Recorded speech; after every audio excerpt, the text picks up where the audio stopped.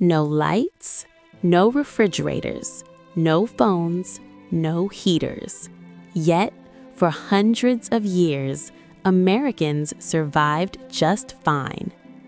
So how did they live in a world powered only by nature, fire, and human effort? Imagine your entire world shutting down when the sun sets. That was normal life in America before electricity. No glowing cities at night, no buzzing appliances, no instant communication.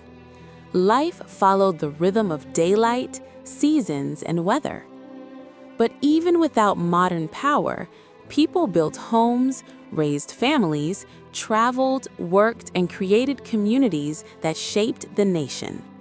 This is the story of how Americans survived and even thrived before electricity changed everything.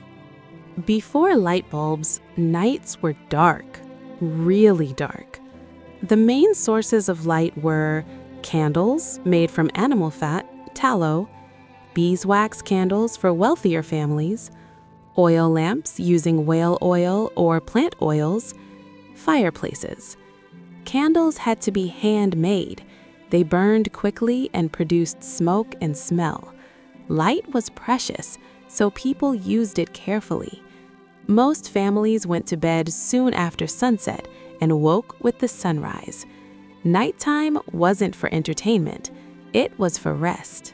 Winters were brutal without central heating. Homes relied on fireplaces, wood-burning stoves. Families spent hours chopping firewood, a daily survival task.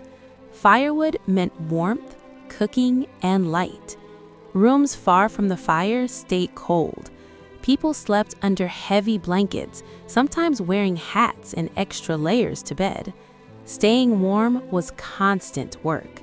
Cooking happened over open flames. Meals were prepared using cast iron pots, Dutch ovens, cooking cranes inside fireplaces. Food was slow cooked, roasted, or boiled. Bread was baked in brick ovens or heavy iron pots buried in coals. Cooking took skill. Fire control meant the difference between a meal and a disaster.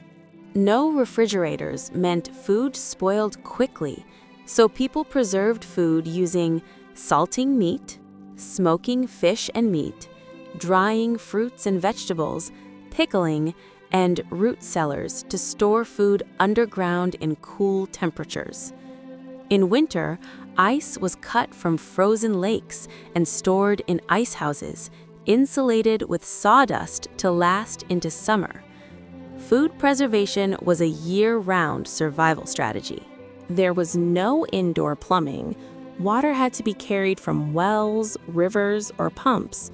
Bathing was rare, maybe once a week or less, using large tubs filled with heated water.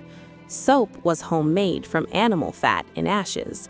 Clean water required effort. Every drop had to be carried by hand. Laundry day was exhausting.